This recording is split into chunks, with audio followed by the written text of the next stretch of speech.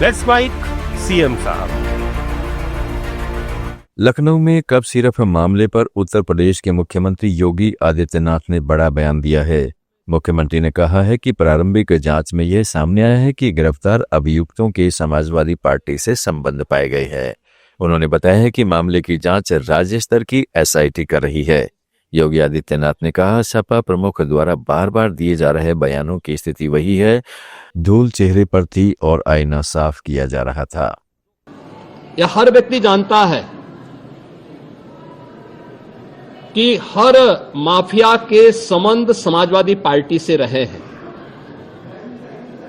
और मुझे लगता है आज विधानसभा में तो कार्रवाई संभवतः नहीं चलेगी, क्योंकि विधानसभा के हमारे एक सिटिंग माननीय सदस्य के आकस्मिक निधन के कारण वहां कॉन्डोलेंस होगा, लेकिन विधान परिषद में हमारे विधान परिषद के नेता सदन इस मुद्दे को वहां पर अगर उठेगा तो जरूर इस मुद्दे को वहां पे रखेंगे। अन्यथा हमारी ओर से कोई मान्य सदस्य बाहर भी अगर सदन में उठेगा ठीक है, बाहर उठेगा तो बाहर भी उसका जवाब देगा।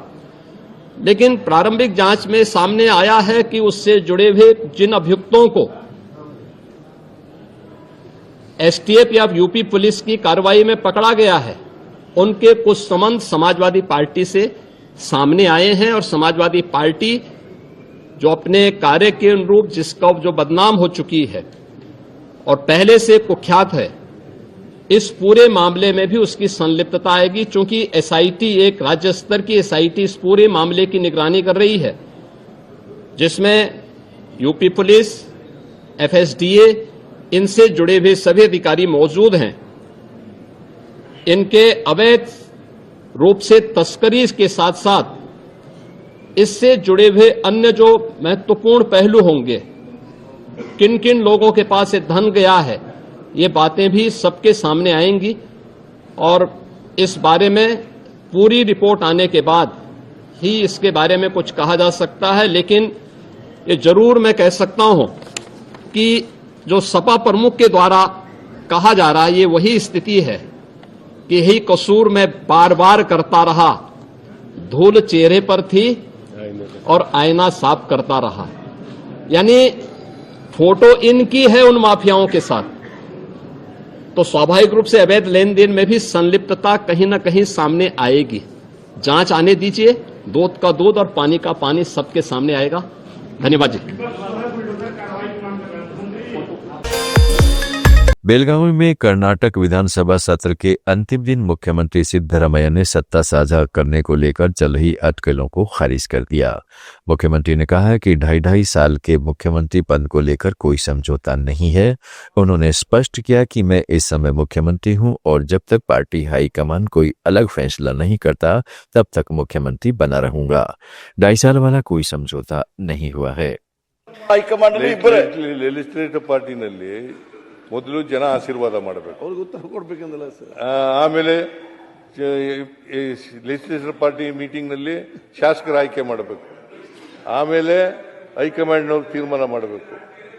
ಹೇಳಿದಿನ ಹೊರತು ನಾನು ಬೇರೆ ಏನು ಹೇಳಿಲ್ಲ.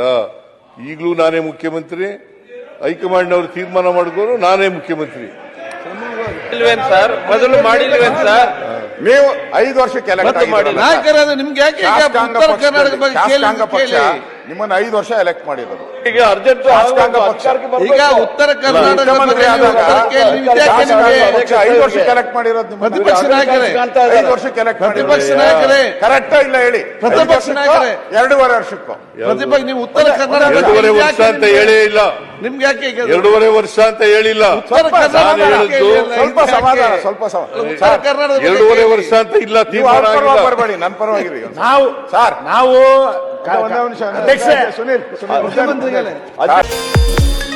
चंडीगढ़ में वीबी जी राम जी बिल के पारित होने पर पंजाब के मुख्यमंत्री भगवंत मान ने कड़ी प्रतिक्रिया दी है। मुख्यमंत्री ने कहा है कि इस बिल का जोरदार विरोध किया जाएगा।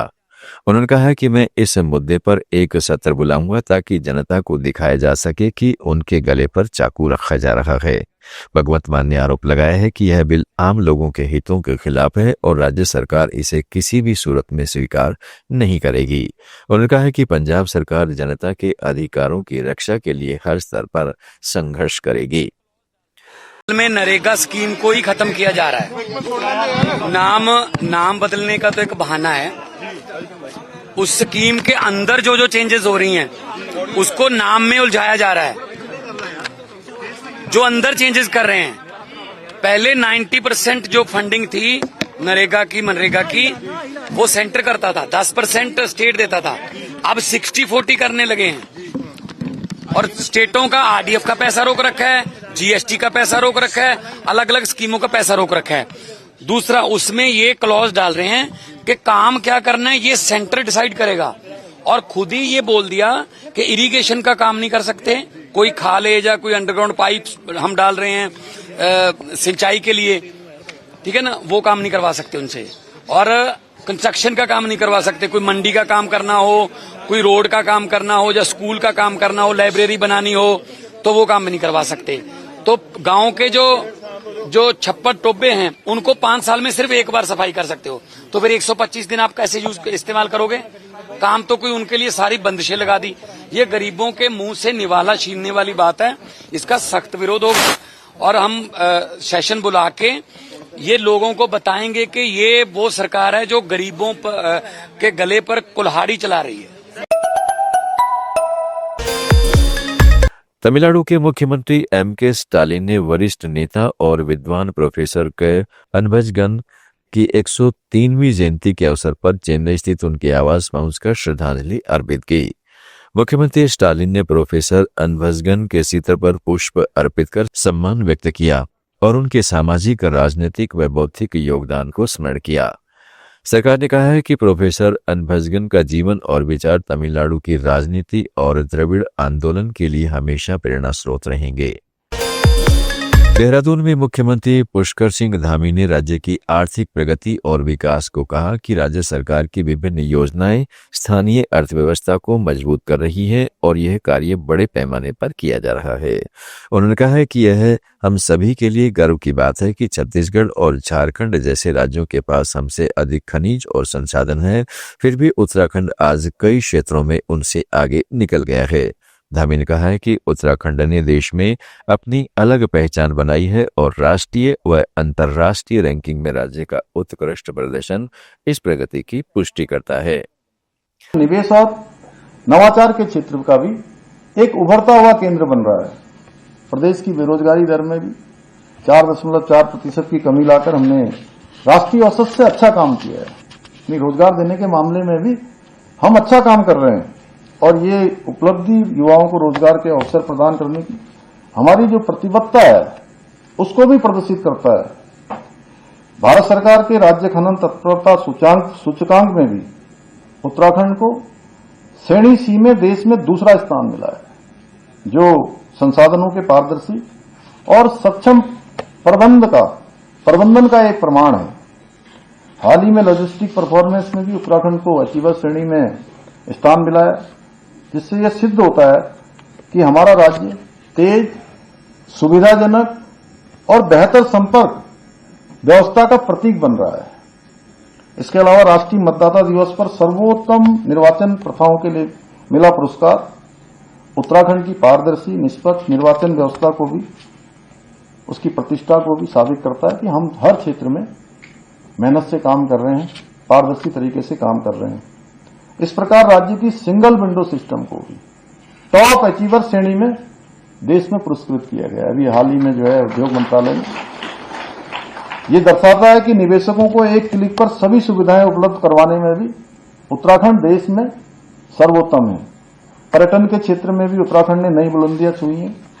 Best wild life destination, best adventure destination के राष्ट्रीय पुरस्कारों ने देवभूमि को विश्व के मानचित्र पर स्थापित करने में बहुत अपनी भूमिका निभाई है। इसके अलावा राष्ट्रीय पर्यटन पुरस्कार 2024 में हमारे 4 गांव जखोल, हरसिल, सूपी और गुंजी इसको भी सर्वश्रेष्ठ पर्यटन ग्राम घोषित किया गया है। इतना ही नहीं, वर्ल्ड रिस्पॉन्सिबल टूरिज्म अवार्ड में भी उत्तराखंड को 1 to वाक पुरस्कार प्राप्त हुआ है। कृषि और मत्स्य क्षेत्र में भी हमारा प्रदर्शन। आप सुन रहे थे let's mind more than radio. Follow कीजिए हमें हमारे सोशल मीडिया प्लेटफॉर्म्स पर।